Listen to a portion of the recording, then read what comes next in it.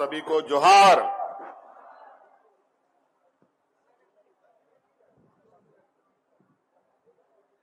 आज यहां बिरसा कृषि विश्वविद्यालय के इस प्रांगण में एग्रोटेक किसान मेला 2025 का आयोजन हुआ है। आज विधिवत रूप से इसका उद्घाटन हम सब लोगों ने मिलकर किया। आज इस कार्यक्रम में हमारे साथ उपस्थित विभागीय मंत्री श्रीमती शिल्पी नेहा तिर्की जी और यहाँ के वाइस चांसलर डॉक्टर सुनील चंद्र दुबे जी और हमारे एसीएस अविनाश कुमार जी और आईसीएआर के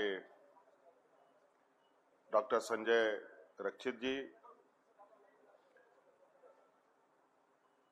यहाँ उपस्थित निदेशक प्रसार शिक्षा बिरसा कृषि विश्वविद्यालय डॉक्टर जगन्नाथ राव जी, हमारे जिला के वरीय पदाधिकारीगण और विशेषकर यहाँ आए हुए इस किसान मेला में हमारे किसान भाइयों और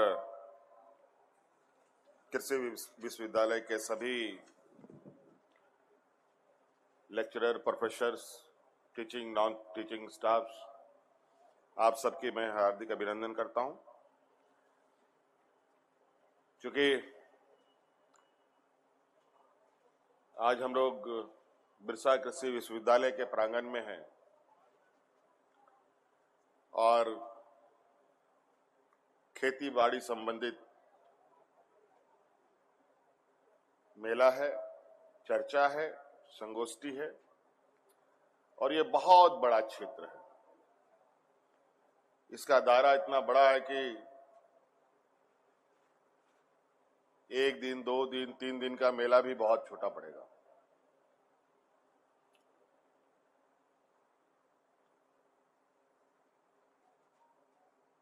झारखंड के लिए एग्रीकल्चर एक ऐसा विषय है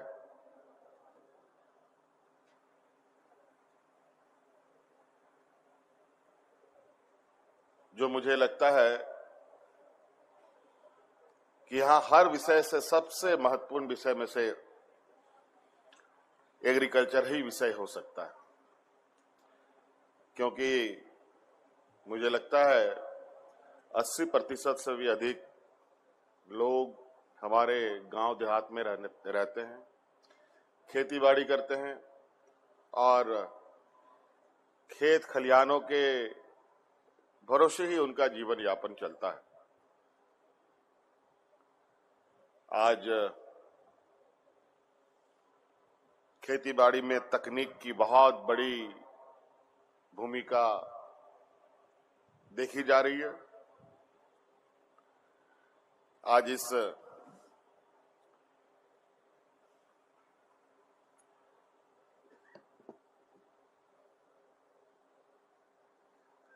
बिरसा एग्रीकल्चर को लगभग 40-45 साल हो चुके हैं। एक बहुत बड़ा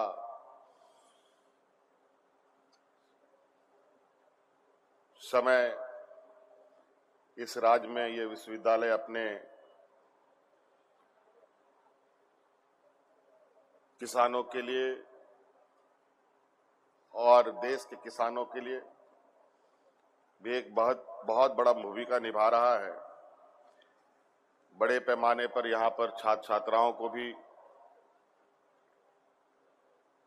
इस काबिल और इस तरीके से तैयार किया जा रहा है जो अलग अलग देश दुनिया में जाकर के आज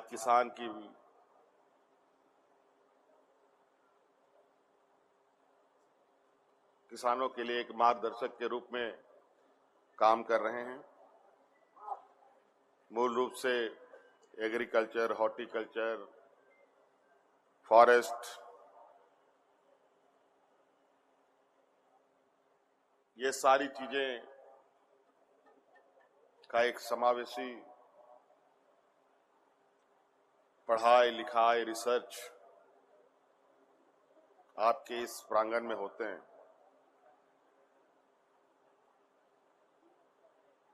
आप सबको मालूम है झारखंड एक पठारी प्रदेश भी है। हर राज्यों में खेती बाड़ी के अलग अलग पैमाने होते हैं। कोई मैदानी इलाका है, कोई पठारी इलाका है, कहीं पानी का अभाव है, तो कहीं पानी की उपलब्धता बहुत अधिक है। और इन सारी चुनौतियों के साथ भी किसान दो दो हाथ करते हुए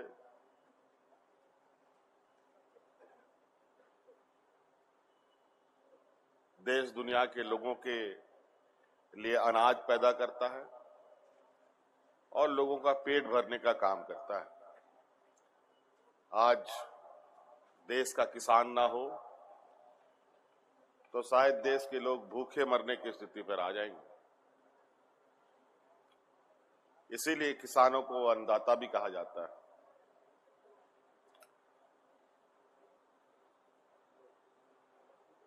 बहुत सारी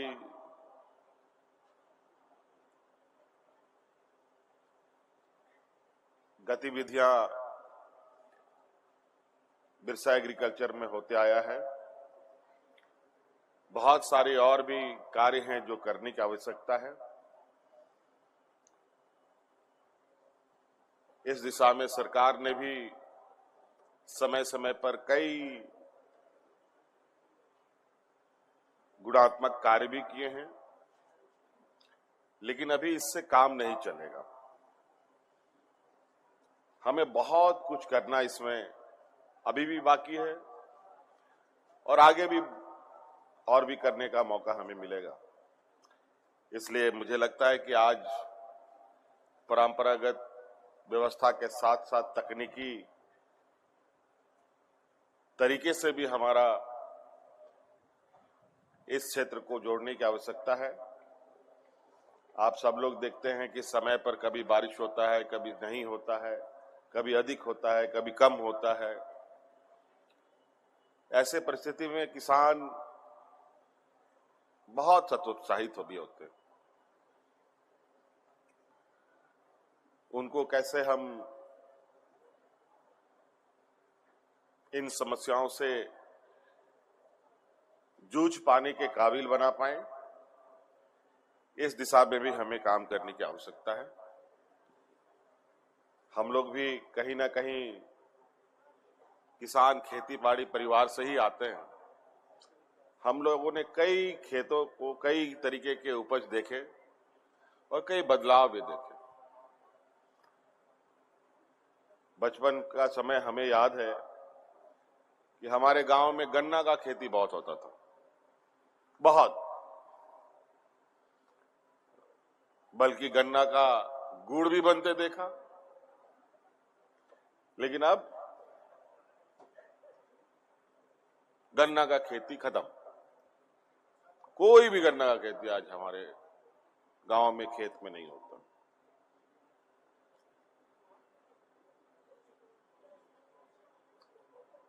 कई कारण हो सकते हैं, उन कारणों पर अभी जाएंगे, बहुत लंबा समय लगेगा। तो कई ऐसी चीजें हैं जहां किसान कभी कभी अपने मजबूर वर्ष भी कई खेतों को, कई खेत खलिहानों को खाली छोड़ देता है। आज उस पर भी सरकार कई तरीके से अलग पहल भी कर रही है। और आपको पता है कि हम लोगों का राज्य में जो खेती करने की करने के लिए जो हमें जगह की आवश्यकता होती है, खेती करने लायक जगह भी बहुत कम है। पथरीला जगह की भी अच्छी खासी यहां पर प्रतिशत है। हम उनको भी खेती योग्य कैसे बनाएं, ये भी हमें करने की आवश्यकता है। इसीलिए इस बार हम लोगों ने, इस बार नहीं, पिछले सरकार में हम लोगों ने जो सदियों से चला आ रहा है इरिगेशन के लिए जो केनाल व्यवस्था का जो तरीका था कि केनाल बना करके किसानों तक पानी पहुंचाने का काम, उसको हम लोगों ने खत्म करके पाइपलाइन केनाल सिस्टम बनाने का काम शुरू कर दिया है। मॉडल के तौर पर अभी हम लोगों ने मछलिया और देवघर जिला में एक ऐसा प्रोजेक्ट लिया है जहां हम गर्मी के दिनों में भी पठारी क्षेत्रों में खेती कर सकते हैं और सब मैदानी क्षेत्रों में भी लिफ्ट इरिगेशन की दिशा में हम लोग तेजी से आगे बढ़ रहे हैं। तो कई ऐसी चीजें हैं, मैं इसलिए बहुत ज्यादा आज इस विषय पर चर्चा नहीं करना चाहूंगा। मुझे लगता है इस पर एक मजबूत कार्य योजना बनाते हुए सरकार को भी और इस संस्था को भी एक साथ होकर काम करना पड़ेगा ताकि हमारे किसानों को पैदावार करने से लेकर उसको बाजार तक पहुंचाने का और उसको बाजार मूल्य कैसे मिले, उसका मार्केट कैसे उपलब्ध हो, उन सभी की व्यवस्थाएं एक प्रॉपर समय पर हो।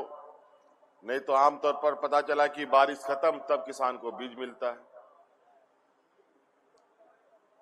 पता चला फसल काटने का समय आ रहा है तब उसको खाद मिलता है।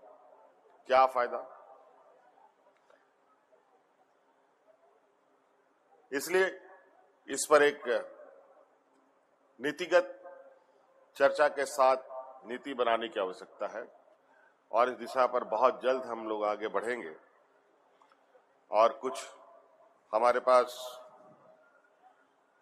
बिरसा एग्रीकल्चर यूनिवर्सिटी के छात्राओं द्वारा यहाँ के बच्चों को प्राथमिकता के आधार पर नियुक्ति, रोजगार या उनसे कैसे हम लोग कृषि के क्षेत्र में आगे काम कर सकते हैं, इसको लेकर इनका एक आवेदन भी आया है। और शायद आप सबको याद हो या ना हो, आप सबके इस यूनिवर्सिटी के साथ सरकार कैसे जुड़े, इस बात को अगर किसी ने पहले छेड़ा है तो वो हमने छेड़ा था कि हमारे यहाँ इतना बड़ा विश्वविद्यालय है, यहाँ के विश्वविद्यालय से हमारे किसानों को क्या लाभ मिला, नहीं मिला, इस पर हमें एक और आने वाले समय में हम क्या कर सकते हैं इसका एक ब्लूप्रिंट बना करके हमें बताया जाए और इस दिशा में भी आपके साथ हम लोग कैसे सहयोग कर सकते हैं। बहुत जल्द इस विषय पर हम लोग कोई निर्णय पर पहुंचेंगे, इसी आशा उम्मीद के साथ कि आप भी किसानों को बेहतर दिशा दे पाएंगे। इसलिए बहुत जल्द आप लोग के इस संदर्भ में हम लोग चर्चा करेंगे। इन्हीं बातों के साथ यहाँ पहले बताइए कितना किसान लोग आए, हाथ खड़ा कीजिए। तो किसान सिर्फ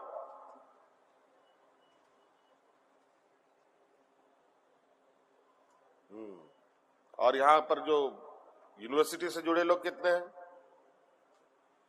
बराबर ही है मोटा मोटी।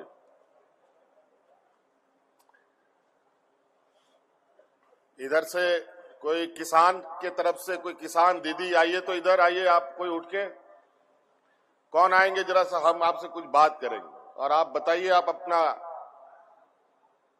उद्देश्य और क्या काम करना चाहते हैं। कोई बताना चाहेंगे?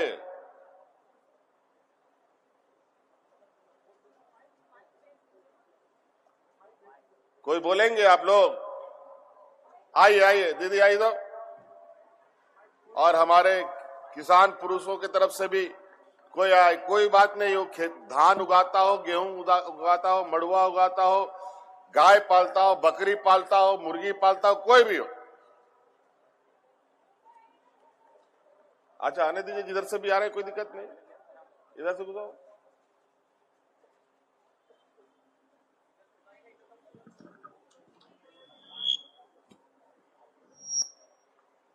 आने दो, इधर आओ।